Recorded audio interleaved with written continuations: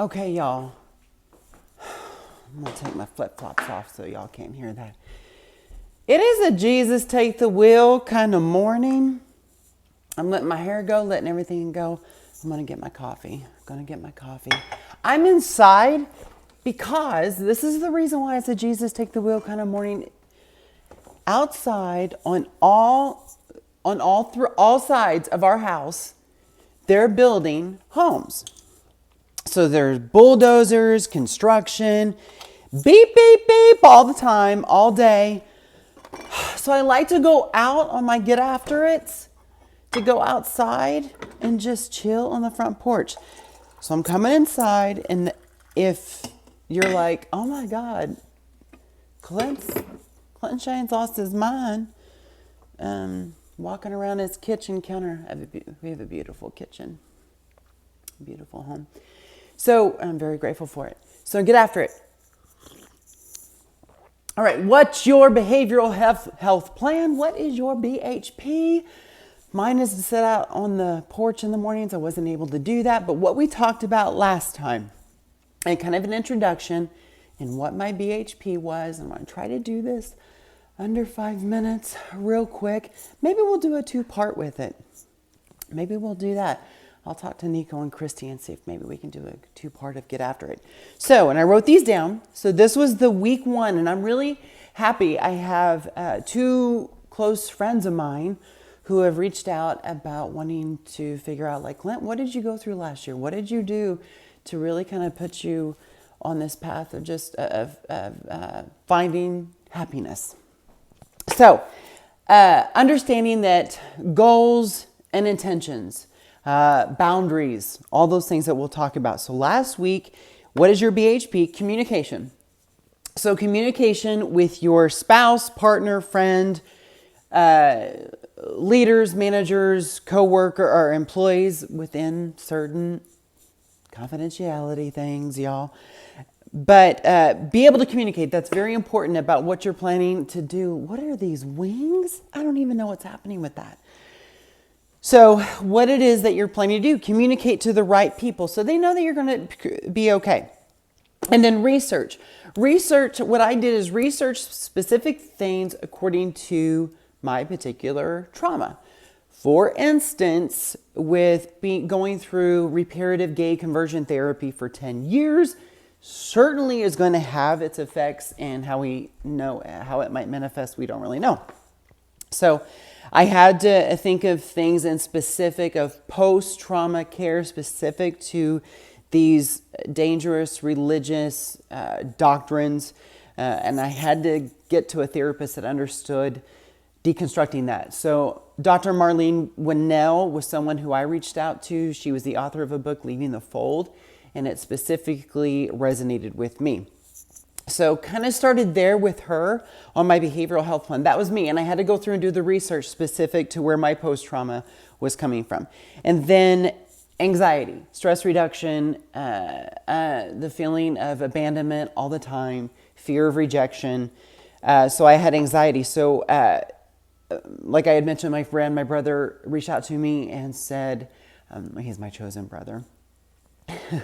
He said, full catastrophe-free living, John Kabat-Zinn, read through that for the stress reduction program for the University of Massachusetts. So I got involved in that, and then reached out to someone a friend of mine who I connected with after speaking at a seminar and networking group, John McGraw. I think he is a former Chiefs player. Oh my God, he is my friend and I should know that. But he got me connected. I reached out to him. I said, do you have like a daily mindfulness-based application thing that I could just kind of follow? And he suggested Vision Pursue, which is his company, I believe. And that got me connected to getting into some routines of daily mindful, conscious practices as far as meditation and that kind of thing. Oh my God, I'm not even to 5 minutes yet. Ooh, I was going to try and keep this short for y'all. So those are kind of the things that I specifically laid out to the therapy care that I needed. And also cognitive behavioral therapy. That was another good one that I had to be sure to. So that was kind of the outline of where my therapy was going to start. Now, there was another journey I felt I was going to have to take, which was, how do I start? I'm dealing with this therapy. I'm reading the book. I'm getting through these things. I'm having good daily practices. But how, and I'm deconstructing it. So then I'm deconstructing all these things, and I kind of feel like maybe my foundation from how I grew up and everything is ripped out from under me a little bit. Like, what are my values? What are the things that I believe in, if it's not these traumatic things that was part of my upbringing?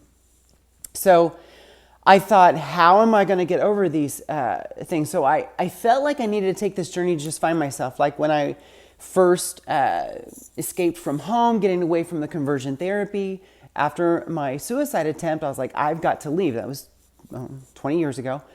And so I just left, ripped the Band-Aid off, left home, got out of there, went through survival. So it was kind of like the same thing I went through at the time, which was I need to get away to go find myself. And again, communication with spouse and partner. It's like, I have to go, I have to get out of here. I have to continue with this therapy, the book, but I have to go on a journey. So I packed up my car and I started on this journey. Now, I'm not suggesting people just get in their cars and leave family responsibilities.